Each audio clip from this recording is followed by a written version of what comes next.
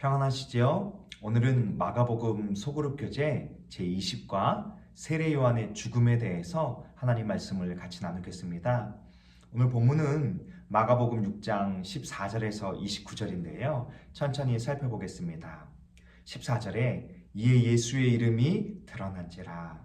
예수님께서 제자들을 보내시고 또 예수님이 친히 복음을 나타내시고 또 표적으로 복음을 증거하시는 것을 통해서 많은 이들에게 예수님이 드러났어요. 이 소식을 듣고 헤롯이 이르되 이는 세례 요한이 죽은 자 가운데에서 살아났도다. 그러므로 이런 능력이 그 속에서 일어나느니라. 예수님께서 하시는 그 표적을 통해서 그가 예수님이 어떤 분인지를 깨달아야 하는데 헤롯은 두려웠던 것입니다. 자신이 죽인 세례 요한이 죽은 자 가운데에서 살아나서 이런 능력을 베푼다라고 생각했기 때문입니다. 그러면서 또 어떤 이는 예수님을 향해서 엘리야라 하고 또 어떤 이는 선지자, 옛 선지자 중에 하나와 같다 하되 16절에 헤롯은 듣고 이르되 내가 목벤 요한 그가 살아났다 하니라. 그는 요한이 하나님의 선지자임을 알면서도 요한을 죽였어요. 자신의 죄를 덮기 위해서 또 자신의 탐욕을 정당화하기 위해서 요한을 죽였던 것입니다. 그로 인해서 두려움에 휩싸여서 계속해서 이것은 요한이 살아난 것이 아닌가 이렇게 두려워하고 있었던 것입니다. 17절에 보면 전에 헤롯이 자기 동생 빌립의 아내 헤로디아에게 장가든 고로 이 여자를 위하여 사람을 보내어 요한을 옥에 가두었으니 이는 요한이 헤롯에게 말하되 동생의 아내를 취한 것이 옳지 않다. 내 동생의 아내를 취하는 것은 하나님 보시기에 옳지 않은 일이다. 세례 요한이 말하자마자 그는 그것에 대해서 불편한 마음을 가지고 요한을 가두었던 것입니다. 그러면서 18절에 보면 헤로디아가 요한을 원수로 여겨 죽이고자 하지 못한 것은 여기 이 헤로디아 역시도 헤롯의 이 욕망에 동조했던 것이죠. 자신이 이 일을 통해서 헤롯의 이 아내가 될 수 있게 된 것이잖아요. 이것을 반대했던 요한에 대해서 원수로 여기고 죽이려고 했다. 그러나 헤롯이 두려워하여 하지 못하였다. 이렇게 말하고 있어요. 그러면서 20절에 말하기를 헤롯이 요한을 의롭게 또 거룩한 사람으로 알고 두려워하여 보호하며 그의 말을 들을 때에 크게 번민을 하면서도 달갑게 들음이라. 그 말씀이 두렵고 그 말씀을 들으면 내가 그렇게 살지 못하는 것에 대해서 막 번민하고 갈등하는데 그러면서도 또 달콤하게 들렸다 이렇게 말하는 거죠. 마침 기회가 좋은 날이 왔으니 곧 헤롯이 자기 생일에 대신들, 천부장, 갈릴리의 귀인들로 더불어 잔치를 벌일세. 헤로디아의 딸이 친히 들어와 춤을 추자 헤롯이 그것을 기쁘게 여기고 그 소녀에게 말하기를 내가 무엇을 원하느냐 원한다면 내 나라의 절반이라도 너에게 주겠다 이렇게 말합니다. 그랬더니 그가 나가서 헤로디아 그의 어머니에게 말하되 내가 무엇을 구하리이까. 어머니가 이르되 세례 요한의 머리를 달라 하라. 그가 헤롯에게 가서 세례 요한의 머리를 소반에 얹어 주소서 하니 왕이 심히 근심한 것처럼 보이지만 자기가 말한 것과 또 자기를 보고 있는 사람들을 경계하여 거절하지 못하는 거죠. 그리고 시위병 하나를 보내어 요한의 머리를 가져오라 하니 그 사람이 나가 옥에서 요한을 목베어 그 머리를 소반에 얹어다가 소녀에게 주니 소녀가 이것을 어머니에게 주니라. 요한의 제자들이 요한의 시체를 가져다가 장사하니라. 이렇게 오늘 말씀은 요한의 죽음으로 끝나는 것처럼 보입니다. 그러나 믿음의 식구들이요, 이 말씀을 같이 묵상하면서 요한은 불행한 삶을 산 것이 아닙니다. 젊은 시절 억울한 누명을 쓰고 감옥에 갇혀서 비참하게 사형을 당하고 끝났다. 여러분, 이것은 세상의 시선이에요. 주님은 요한이 여자의 뱃속에서 난 자가 요한보다 큰 이가 없다라고 말씀하실 만큼 요한의 순교를 굉장히 중요한 것으로 말씀해 주셨습니다. 그리고 요한의 삶은 주의 길을 예비하는 그 부르심의 사명을 다 감당하고 마친 것입니다. 빨리 주님 나라에 가는 것은 슬픈 것이 아니에요. 오히려 이 땅에서 겪어야 하는 고난, 고통, 아픔, 근심, 두려움이 아니라 주님 나라에 빨리 가는 것이 우리에게 기쁨인 줄로 압니다.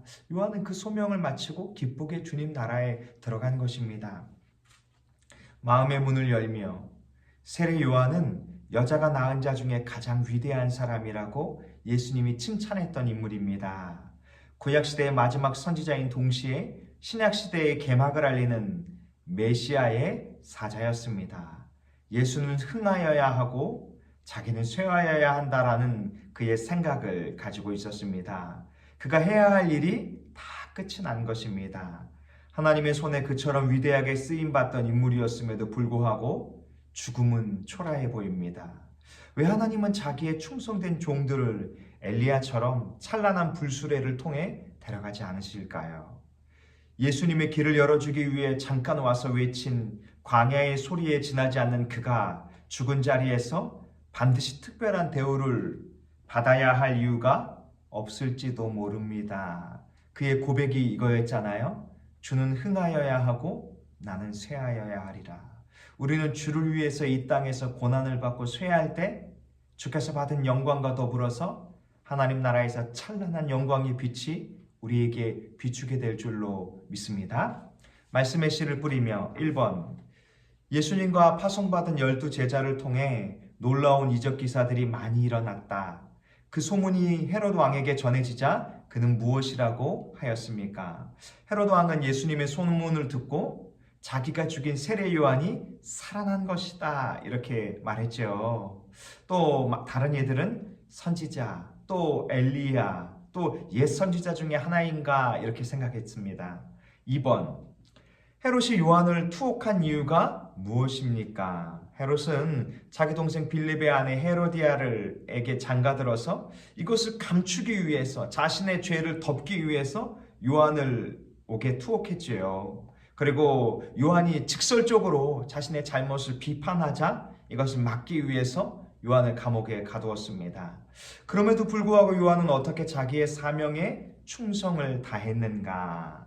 누가복음 3장 2절에 보면 안나스와 가야바가 대제사장으로 있을 때 하나님의 말씀이 빈들에서 사가랴의 아들 요한에게 임한지라. 요한이 요단강 부근 각처에 와서 죄사함을 받게 하는 회개의 세례를 전파하니. 믿음의 식구들이요, 요한은 사가랴 가문 이 제사장 집안의 자녀였습니다. 그도 성전에서 또 제사의 직무를 담당할 수 있었지만 주의 길을 준비하기 위해서 하나님의 말씀을 붙들고 빈들에서 씨름했고 성령에 이끌려서 주의 말씀을 증거하는 주의 사자가 되었던 것입니다. 죄사함을 받게 하는 회개의 세례를 예수 그리스도께서 본격적으로 사역을 하시기 전까지 준비하며 전했던 것입니다. 그의 사명을 다 마쳤던 것입니다. 3번 설교자가 신랄하게 당신의 죄를 책망하거나 가까운 사람이 당신의 잘못을 직설적으로 나무랄 때 당신은 어떤 반응을 보이는가? 저희가 같이 예습했던 믿음의 식구들은 자존감이 낮아집니다 이렇게 반응하기도 하고요. 어쩌면 제 마음 같아서는 직설적으로 나무랄 때 거기에 대해서 반론하고 싶은 마음들, 억울하다, 또 나도 내 의견을 말하고 싶다 이런 생각들이 보일지도 모릅니다. 그러나 하나님의 말씀이 전해질 때 우리는 주의 말씀으로 받아들이고 우리를 돌아보고 하나님께 더 가까이 할 수 있기를 원합니다. 4번 헤롯은 자기의 양심대로 행동하지 못한 사람이었습니다. 그리고 어떤 점에서는 헤로디아보다 더 악하고 비열한 인물이라고 할 수 있습니다. 왜 그렇습니까? 요한을 두려워하면서 요한을 통해서 들려지는 죄사함을 받게 하는 회개의 복음을 달갑게 여겼죠. 그러면서도 왜 비열하다 이렇게 표현했습니까? 실상은 자신이 요한을 목배라고 말했으면서도 헤로디아의 요청, 헤로디아의 딸의 요청을 마지못해서 들어준 것 같은, 마치 빌라도 총독이 예수님을 십자가에 못 박게 내어주면서 나는 죄가 없다라고 스스로 이 물에 손을 씻는 이 겉으로 드러나는 얄팍한 이 마음에 불과한 것이지요. 5번 헤로데에게서 발견할 수 있는 문제점이 당신에게 없는지 솔직하게 이야기해보라. 우리 지체들은 잘못된 것을 돌이키지 않는 것, 자신의 잘못을 인정하지 않는 것, 죄를 덮으려고 하지 않았나 이런 이야기들을 나누는데요. 저도 이런 문제점들이 있습니다. 하나님의 말씀이 들려질 때 우리의 삶의 방향을 마치 배가 이 방향을 돌이키듯이 항해의 이 항로를 돌이키듯이 돌이켜야 하는데 잘하지 못하는 연약한 부분들이 있습니다. 또 불쑥불쑥 저의 연약함이 나타날 때 그것을 덮고 싶은 마음도 제 안에 있습니다.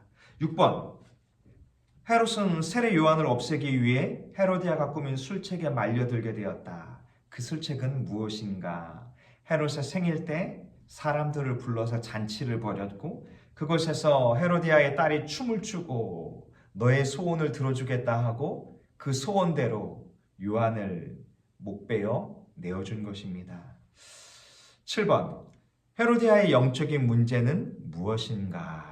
여기 이 헤로디아에 대해서 이야기하기를 디모데후서 3장 4절은 이 인간의 욕망에 대해서 이렇게 표현하고 있습니다. 배신하며 조급하며 자만하며 쾌락을 사랑하기를 하나님 사랑하는 것보다 더하며 헤로디아는 자신의 정당성을 위해서 요한을 원수로 여겼죠. 하나님의 말씀보다 자신에게 유익이 되는 것을 선택하고 바로 자신의 눈을 가리고 요한을 죽이고자 했던 것입니다. 잠언 9장 8절은 이렇게 말씀합니다. 거만한 자를 책망하지 말라. 그가 너를 미워할까 두려우니라. 지혜 있는 자를 책망하라. 그가 너를 사랑하리라. 지혜 있는 자는 하나님의 책망을 달갑게 여기고 오히려 책망하여 주는 자를 고마워하며 사랑하는 것이지요. 8번, 어머니와 함께 공모하고 요한을 죽이는 일에 큰 몫을 감당한 헤로디아의 딸을 보면서 우리가 깨달아야 할 점은 무엇이라고 생각하는가? 헤로디아의 딸은 어머니의 만족을 위해서, 어머니의 목적을 위해서 의로운 세례 요한을 죽이는 일에 가담했잖아요. 오늘 우리는 무엇을 위해서 살아가는가? 또 우리가 정말 나를 위한 삶, 나의 욕망을 위한 삶, 나의 성공, 나의 안정을 위한 삶, 또 내 뜻과 내가 원하는 삶을 살고 있는가? 아니면 예수 그리스도를 위한 삶을 살고 있는가? 다시 한번 바라볼 수 있기를 원합니다. 9번, 헤롯처럼 양심에 어긋난 행동을 하면 매우 불행한 사람이 됩니다. 14절, 16절을 가지고 그가 시달렸을 고통에 대해 말해보라. 세례 요한이 죽은 자 가운데서 살아났다라고 하며 자신이 저지른 잘못을 가지고 두려워 떨며 살았죠. 여기에 대해서 욥기 27장 20절의 말씀은 이렇게 말합니다. 두려움이 물같이 그에게 닥칠 것이요 폭풍이 밤에 그를 앗아갈 것이며. 우리가 죄 가운데 살아가면 이렇게 두렵고 근심과 염려 속에서 살아갈 수밖에 없어요. 죄는 하나님의 평안을 우리에게서 빼앗아 갑니다. 삶의 열매를 거두며 비록 초라한 죽음처럼 보일지 모르지만 세례 요한은 마지막 순간까지 자신의 사명을 게을리하지 않고 충성스럽게 감당하였습니다. 어떤 이들은 현대교회가 쇠퇴하는 이유를 이 시대 속에서 세례 요한과 같은 역할을 감당하지 못하기 때문이라고 말합니다. 교회가 바르게 하나님의 말씀을 전파하고 바른 복음을 전파하고 또 잘못된 것은 잘못되었다라고 말해야 하는데 세상에 동조되는 삶을 살고 있는 것 아니냐 이렇게 묻는 것이죠. 당신은 이에 대해 어떻게 생각하십니까? 죄를 책망하며 회개의 복음을 전파하는 요한의 역할을 우리가 감당해야 한다고 보십니까? 다른 이들을 정죄하라 이것이 아니라 사랑의 복음이죠. 아버지의 마음을 자녀들에게, 자녀들의 마음을 하나님 아버지께로 돌이킬 수 있는 이 시대 구원의 방주로서의 사명을 우리 믿음의 공동체의 식구들이 함께 주를 위해서 감당해낼 수 있기를 원합니다. 수고하셨습니다.